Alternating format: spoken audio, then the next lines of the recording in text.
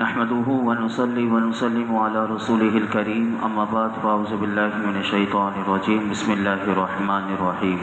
قال عفريت من الجن انا آتيك به قبل ان تقوم من مقامك واني عليه لقوي امين۔ ایک بڑا خبیث جن بولا کہ میں وہ تخت آپ کی خدمت میں آپ کے اس مقام سے کھڑے ہونے سے پہلے حاضر کر دوں گا، اور میں بے شک اس پر قوت رکھنے والا امانت دار ہوں۔ حضرت سلیمان علیہ السلام نے ملکہ بلقیس کے آنے سے پہلے اپنے درباریوں میں سے کہا کہ کون ہے کہ جو اس کا تخت جو 7 محلوں میں 7ویں محل کے اندر اور 7 محلوں کو تالے لگوائے ہوئے ہیں اور پہرے دار کھڑے ہوئے ہیں، تو اس کا تخت کون اس کے آنے سے پہلے میرے پاس لے کر آ جائے گا؟ تو آپ کیونکہ جنات بھی آپ کی مجلس میں حاضر ہوتے تھے تو فرمایا کہ ایک بڑا طاقتور جن وہ جو تھا وہ اس نے کہا کہ میں وہ تخت میں آپ کی خدمت میں آپ کے اس مقام سے کھڑے ہونے سے پہلے حاضر کر دوں گا کہ جہاں آپ فیصلہ کرنے کے لیے تشریف فرما ہیں، اور بے شک میں اس تخت کو اٹھانے پر طاقت بھی رکھتا ہوں، قوت بھی رکھتا ہوں، اور اس میں جو لگے ہوئے جواہرات ہیں وہ اس پر میں امانت دار ہوں، یعنی وہ چوری نہیں کروں گا یا اس میں سے وہ کوئی چیز غائب نہیں ہوگی۔ حضرت سلیمان علیہ السلام نے فرمایا کہ میں اس سے بھی پہلے چاہتا ہوں، یعنی جلدی چاہتا ہوں کہ یہ مجلس کتنی ہوتی تھی تو یہ صبح سے لے کر دوپہر تک آپ کی ایک نشست ہوتی تھی، یعنی دوپہر ہونے سے پہلے میں آپ کے پاس تخت لے کر آ جاؤں گا۔ پھر قرآن کیا کہتا ہے جب آپ نے اسے ریجیکٹ کر دیا کہ نہیں مجھے اس سے بھی پہلے چاہیے؟ فرمایا قرآن میں اللہ رب العالمین نے ارشاد فرمایا قال الذی عنده علم من الکتاب انا آتیک به قبل ان یرتد الیک طرفک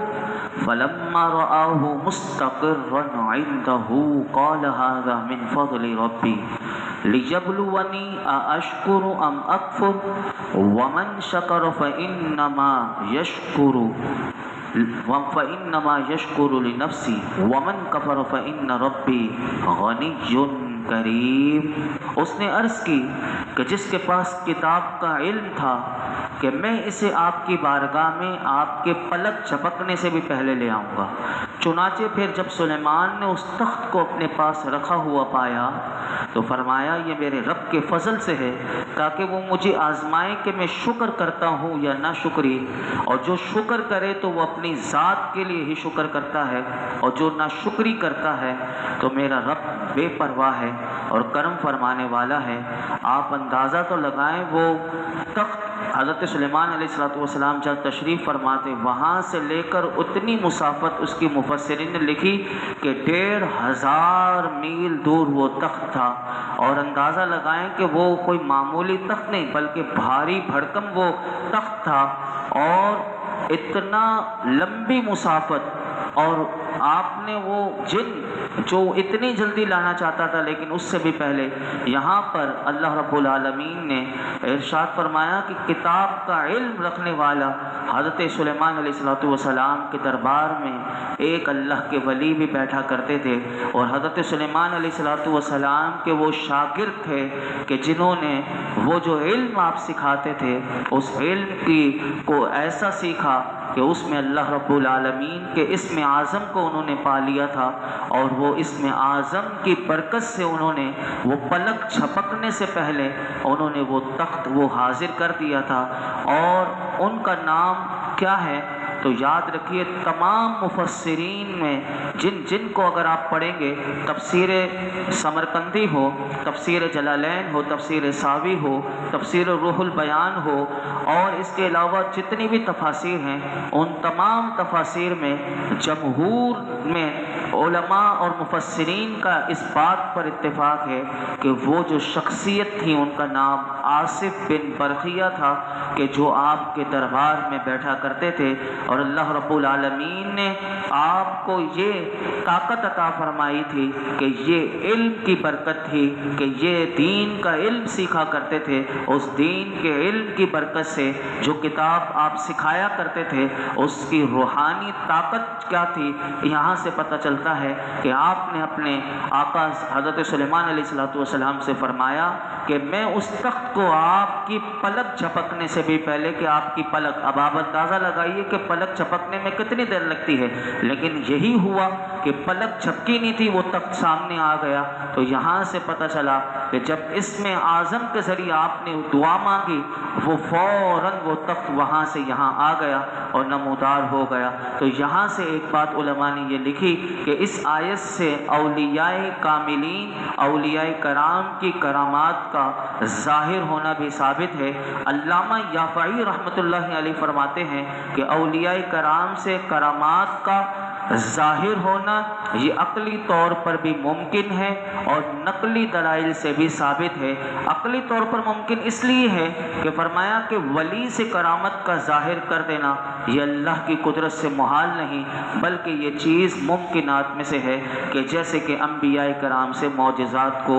ظاہر کر دینا، اور یہی اہل سنت کے کامل اولیاء کرام، اصول فقہ کے بڑے بڑے علماء، فقہاء، محدثین کا یہی مذہب ہے۔ مشرق و مغرب ہوں، عرب و عجم ہوں، ان میں جتنی کتابیں ہیں وہ تمام کتابوں میں یہ بات صراحت کے ساتھ موجود ہے، اور پھر اہل سنت کے جمہور محقق ائمہ کے نزدیک بھی یہ بات صحیح ثابت اور مختار قول یہ ہے کہ ہر وہ چیز کہ جو انبیاء علیہم السلام سے معجزے کے طور پر ظاہر ہو وہ جائز ہے، اور وہ اولیاء کرام سے کرامت کے طور پر بھی جائز ہے۔ لیکن شرط یہ ہے کہ اگر ولی سے کوئی کرامت ظاہر ہو تو اس میں شرط یہ ہے کہ اس سے نبوت والا چیلنج کرنا مقصود نہ ہو۔ یہ بات بھی ہمیشہ ذہن میں رکھیے گا، اور یہ بھی یاد رکھیے گا کہ معجزہ اور کرامت میں فرق یہ ہے کہ معجزہ نبی سے صادر ہوتا ہے اور کرامت ولی سے۔ اور دوسری بات یہ یاد رکھیے گا کہ معجزے کے ذریعے جو معجزہ نبی دکھاتا ہے اس کے ذریعے کفار کو چیلنج کیا جاتا ہے کہ تمہارے اندر ایسی طاقت ہے تو بتاؤ۔ اور یاد رکھیے گا کہ جبکہ ولی کو بغیر ضرورت کے کرامت ظاہر کرنا بھی منع ہے، یہ اللہ کی طرف سے یہ ایک قانون بھی ہے، اور اولیاء کرام سے لیکن اب کوئی اس کا بالکل انکار کر دے تو گویا کہ وہ قرآن کی آیات کا انکار کرتا ہے۔ کوئی نہیں مانتا کہ میں نہیں مانتا اولیاء کرام کی کرامات کو، اور بعض لوگوں نے اپنی تفاسیر میں یہاں تک لکھا کہ یہ ہو ہی نہیں سکتا کہ پلک چپکنے سے پہلے 1500 میل کی مسافت پر بھاری بھرکم جو تخت ہو وہ حاضر ہو جائے۔ تو یہ اگر کوئی نہیں مانتا تو گویا کہ وہ اللہ کی قدرت پر اعتراض کرتا ہے اور وہ اللہ کے کلام پر اعتراض کرتا ہے۔ اب جو اللہ کے کلام پر اعتراض کرے تو وہ خود سوچ لے، ورنہ تو قرآن کریم اگر وہ پڑھے تو قرآن کریم میں تو اولیاء کرام کے واقعات بکثرت موجود ہیں، جن میں سے حضرت بی بی مریم کا ہم پیچھے ذکر سنتے ہوئے آئے ہیں کہ بے موسم کے پھل آپ کے پاس ہوتے تھے۔ اور اسی طرح حضرت بی بی مریم کو جب حضرت عیسیٰ علیہ السلام پیدا ہونے سے پہلے تو آپ اللہ تعالیٰ نے خود فرمایا کہ کھجور کے سوکھے تنے ہوئے کو آپ ہاتھ لگائیں، تو یہ بھی قرآن میں موجود ہے کہ کھجور کے سوکھے ہوئے تنے کو آپ نے صرف ہلایا تھا تو جس پر کچھ بھی نہیں تھا اور وہ اجڑا ہوا درخت تھا، لیکن ایک اللہ کی ولیہ کا ہاتھ لگنا تھا کہ اس پر پکی ہوئی عمدہ تازہ کھجوریں آ گئیں اور وہ گر رہی تھیں۔ اگر آپ دیکھیے تو اصحاب کہف بھی ہم سنتے ہوئے آئے ہیں کہ اصحاب کہف کا غار میں سینکڑوں سال تک کہ 309 سال تک وہ سوئے رہنا، پھر اللہ کا ان کو زندہ کرنا اور دنیا والوں کو دکھانا کہ قیامت آئے گی، اور اسی طرح آصف بن برخیہ کا پلک چمکنے سے پہلے تک لانا، یہ واقعہ ولی کی کرامات سے ظاہر ہونے والی وہ قرآن کی وہ آیات سے یہ ثابت ہے۔ اور اسی طرح صحابہ کرام سے بھی بے شمار کرامتوں کا ظہور بھی ہے اور ولی سے بھی کرامتوں کا ظہور ہے۔ لیکن آگے چلتے ہیں ہم، قرآن نے فرمایا کہ پھر جب سلیمان نے اس تخت کو اپنے پاس پایا تو آپ نے کیا کہا۔ اب یہاں پر بھی ہمارے لیے ایک سبق ہے، پہلے وہ بات سن لیجئے کہ پلک جھپکنے سے پہلے وہ جب تخت حاضر ہو گیا تو آپ نے اس وقت فوراً اللہ کی طرف رجوع کیا اور فرمایا کہ یہ تخت کا پلک جھپکنے سے پہلے میرے پاس آ جانا یہ میرے رب کے فضل کی وجہ سے ہے کہ تاکہ وہ مجھے آزمائیں کہ میں اس کے انعامات پر شکر کرتا ہوں یا ناشکری۔ اب آپ اندازہ لگائیے، انعامات پر بھی آزمائش ہوتی ہے، یہ نہیں کہ صرف مصیبت پر ہی آزمائش ہوتی ہے، انعامات پر بھی آزمائش ہوتی ہے۔ تو یہاں سے یہ بات پتہ چلی، تو آپ نے فرمایا کہ میرا رب مجھے آزمانا چاہتا ہے کہ جو انعام اتنا بڑا کہ میری مجلس میں بیٹھنے والا ایک شخص ہے کہ اس نے علم کے ذریعے وہ پلک جھپکنے سے پہلے وہ تخت حاصل کر دیا، تو اس کے ذریعے بھی میرا رب مجھے آزمانا چاہتا ہے کہ میں اس کا شکر ادا کرتا ہوں یا نہ شکری۔ پھر آپ نے ایک قانون بتا دیا کہ جو شکر کرتا ہے وہ اپنی ذات کے لیے ہی شکر کرتا ہے، اور پھر اس شکر کا نفع اس شکر کرنے والے کی ذات کو ہی ملے گا، اور جو نہ شکری کرتا ہے تو میرا رب شکر کرنے والوں سے بھی بے پرواہ ہے، اور نہ شکری کرنے والے پر بھی پھر بھی احسان و کرم فرمانے والا ہے۔ یہ اس کے کرم کی۔ یہاں پر ایک بات یاد رکھیے گا، یہ جو آپ نے شکر کیا تو اس سے یہ بھی پتہ چلا کہ خود پسندی میں اب انسان کو کوئی نعمت ملے اور اس کے ایسے سے کمال اس سے ظاہر ہو جائے، تو یہ خود پسندی جو ہوتی ہے نا، یہ نعمت انسان کو بہت سی نعمتیں صلاحیتیں ملتی ہیں کہ جس کی وجہ سے انسان خود پسندی میں بھی جا سکتا ہے۔ اب یہ دیکھیے کتنی بڑی نعمت ہے کہ پلک جھپکنے سے پہلے اسم اعظم کا جاننا اور اس اللہ کے ولی کا ظاہر کر دینا، یہ سارے اللہ نے وہ ساری باتیں۔ تو یہاں سے یہ بات پتہ چلی کہ انسان کو بھی دنیا میں ان آیات میں یہ پیغام ہے کہ اگر کوئی نعمت ملے، صلاحیت ملے، تو اسے خود پسندی کا شکار نہیں ہونا چاہیے، اور نہ ہی اس کا اس طرح اظہار کرنا چاہیے، کیونکہ خود پسندی انتہائی مذموم عمل ہے، اور اس کی آفات اتنی زیادہ ہیں کہ علماء نے لکھی کہ سب سے پہلے اس بندے کے اندر تکبر پیدا ہوتا ہے، یعنی بندہ کمانے والا ہو جائے۔ اب آپ دیکھ لیجئے گھر میں اگر کوئی سب سے زیادہ کمانے والا ہو تو ایسی فیملیز کا بھی سنتے ہیں، یا کوئی نعمت یا کوئی صلاحیت ملتی ہے، یا آپ دیکھ لیجئے جس کو کوئی منصب ملا ہوا، یا کسی نے بہت پڑھ لکھ کر کوئی اعلیٰ درجے کا ڈاکٹر بھی بن جاتا ہے، کوئی انجینئر، کوئی کچھ بن جاتا ہے، تو اب اس کے اندر کیونکہ میں سب سے، یعنی اس کی مارکیٹ میں ویلیو ہو، اب وہ سمجھتا ہے میری ویلیو ہے، تو اب اس بندے کے لیے سب سے زیادہ تباہی ہے۔ تو علماء نے لکھا کہ اگر وہ خود پسندی کا شکار ہو جائے تو سب سے پہلی جو آفت اس کے اوپر آتی ہے وہ یہ آتی ہے، تکبر آتا ہے، اور تکبر جب آئے تو وہ بے شمار اپنے ساتھ آفات اور اس کے اندر جنم لیتی ہیں۔ اسی طرح خود پسندی کی وجہ سے انسان اپنے گناہوں کو بھولنے لگ جاتا ہے اور انہیں نظر انداز کرنے لگ جاتا ہے، اور جبکہ عبادات اور نیک اعمال کو یاد رکھنا شروع کر دیتا ہے۔ یہ بھی خود پسندی، یعنی عبادات کر کے، نیک اعمال کر کے بندہ اسے یاد رکھے، تو یہ بھی خود پسندی کی آفت ہے۔ اسی طرح چھوٹا کام کرے گا لیکن اس کو بڑا سمجھے گا، میں نے نیکی چھوٹی کی، لیکن ہمیشہ انسان بڑی سے بڑی نیکی بھی کرے لیکن اسے ہمیشہ چھوٹا سمجھے، کیونکہ پتہ نہیں قبول ہوئی نہیں قبول ہوئی۔ تو یہ جب جذبہ انسان کے اندر ہوگا تو اخلاص آئے گا۔ اب خود پسند جب انسان ہو جاتا ہے تو وہ اپنی چھوٹی نیکی کو بھی بڑا سمجھتا ہے اور خوش ہوتا ہے، اور اس کی بجاوری کو اندرون خانہ غیر شعوری طور پر وہ اللہ پر احسان جانتا ہے۔ اسی طرح جو آدمی خود پسندی کا شکار ہوتا ہے تو اس کی آفت سے وہ اندھا ہوتا ہے، اور جو شخص اعمال کی آفت سے اندھا ہو جائے تو وہ محنت کر رہا ہوتا ہے لیکن محنت اس کی ضائع ہو رہی ہوتی ہے۔ جیسے بہت سے اعمال ایسے ہوتے ہیں بندہ کر رہا ہوتا ہے، جیسے کہ مثال کے طور پر قربانی ہی ہم اگر لے لیں تو قربانی میں اگر ہم دیکھیں تو آج کل یہ تقویٰ جو تھا وہ اس سے ہم دور ہوتے چلے جا رہے ہیں۔ علماء یہی بار بار کہہ رہے ہیں۔ اب آپ دیکھ لیجئے کوئی ایک جانور لاتا ہے لیکن اس کی نمائش الامان والحفیظ کہ پوری گلی میں جب تک اس گلی کا، یعنی گلی والوں کو، گلی میں رہنے والوں کو تنگ نہ کر دیا جائے۔ اور آج کل تو پتہ نہیں وہ کون سی وہ اسکرین لگا کر، یہ ابھی بھی کئی ہمارے شہر کراچی میں ہی ایسے کئی مقامات پر اپنے جانور لا کر گانے بجا کر، کوئی قوالیاں بجا کر، کوئی پورا دن، اور وہ عورتیں بچے سب اس کو نہ دیکھیں تو یہ ہو نہیں سکتا۔ تو یاد رکھیے کہ اسی طرح ظاہری اعمال میں جب تک وہ خالص،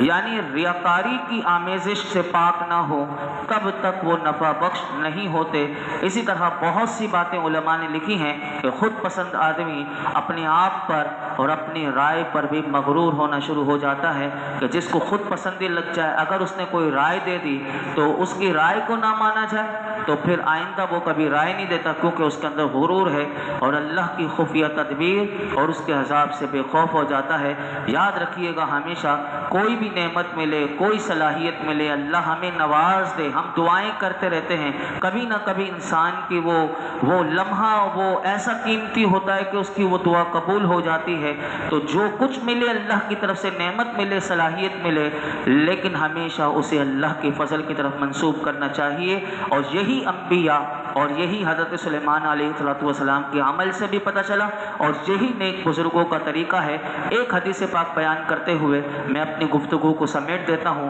آج ہم اسی پر روکتے ہیں۔ حدیث پاک سنیے کہ نبی کریم صلی اللہ علیہ وسلم حضرت عبداللہ بن مسعود رضی اللہ تعالیٰ عنہ سے حدیث پاک کو روایت کرتے ہیں کہ ایک مرتبہ نبی اکرم صلی اللہ علیہ وسلم کے پاس ایک مہمان آیا، تو حضور نے اپنی تمام ازواج مطہرات کی طرف کسی کو بھیجا اور فرمایا کہ کسی کے پاس شاید کھانا ہو تو یہ جو مہمان آیا ہے اسے کھانا کھلا دیا جائے۔ اب وہ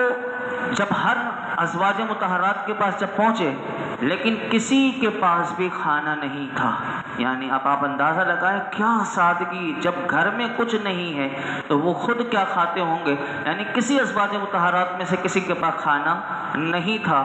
اب رسول اللہ صلی اللہ علیہ وسلم کا وہ مہمان ہے، میرے آقا بغیر کھلائے کسی کو بھیجتے نہیں تھے، اس پر وہ مہمان کے لیے کیونکہ گھر میں سے کسی کے پاس کھانا نہیں، تو راوی کہتے ہیں کہ نبی اکرم صلی اللہ علیہ وسلم نے فوراً اللہ کی طرف دعا کی، اور دعا کیا کی؟ وہ دعا یہ مانگی، اے اللہ میں تجھ سے تیرے فضل اور تیری رحمت کا سوال کرتا ہوں، جو ہم مسجد سے نکلتے ہوئے دعا مانگتے ہیں۔ میرے آقا نے یہ دعا مانگی اور فرمایا کہ کیونکہ تو اس کا مالک تو ہی ہے، تو یہ حضور نے دعا کی۔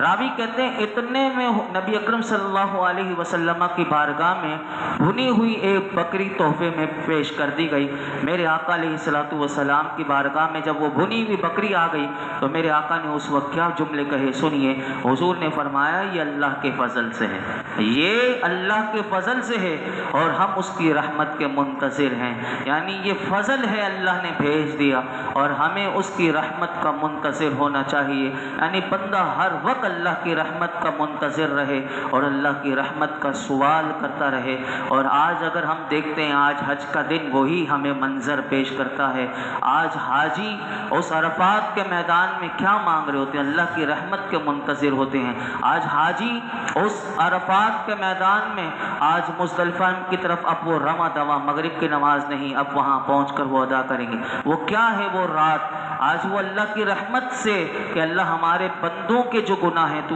معاف کروا دے اور قیامت کے دن بندے ہمیں نہ پکڑ لیں، بندوں کے حقوق کے، اور عرفات کے میدان میں بندہ بخشش مانگتا ہے اور کیسی رحمت کا منتظر کہ میرے مولا اس سرزمین پر اب جو میں آیا ہوں تو مجھے ایسا کر دے کہ جیسے میری ماں کے میں پیٹ سے پیدا ہوا تھا، تو مالک ایسا مجھے گناہوں سے پاک کر دے۔ یہی وہ رحمت کے منظر آج ہمیں وہ حج کے میدان میں بھی نظر آتے ہیں۔ اللہ رب العالمین ہم سب کو بھی اپنا فضل و کرم اور اپنی رحمتیں عطا فرمائے اور ہمیں زندگی میں کسی کا کسی لحاظ سے محتاج نہ کرے۔ الحمدللہ رب العالمین والصلاة والسلام علی سید الانبیاء والمرسلین وعلی آلہ واصحابہ اجمعین۔ کہ اللہ پاک جو کچھ سنا اس میں کوئی غلطی کوتاہی معاف فرما، اپنی بارگاہ میں قبول فرما، ہمارے گناہوں کو معاف کر دے۔ اے اللہ ہماری بے حساب مغفرت فرما، اے اللہ ہمارے والدین کی، میرے آقا کی، تمام امت کی مغفرت فرما، اپنے محبوب کا سچا غلام بنا دے۔ اے اللہ حضور کا سچا غلام بنا دے،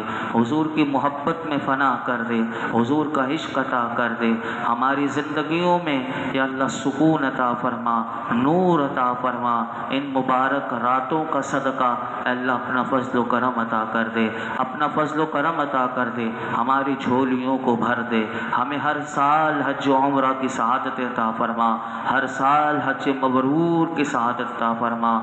زندگی میں بار بار حضور کے دربار کی بادب حاضری نصیب فرما یا رب العالمین، ہم سب کا خاتمہ بالخیر فرما، ہمیں موت کے وقت ایمان پر خاتمہ فرما، اللہ ہمیں قبر حشر نزا کی تکلیف سے بچا لے، اے اللہ ہم سب پر اپنا خاص فضل و کرم نازل فرما یا رب العالمین۔ آج تک جتنی دعائیں کی ہیں آئندہ کریں گے، سب دعاؤں کو قبول فرما۔ وصلی اللہ تعالی علی خیر خلق محمد وعلی آلہ وصحبہ اجمعین۔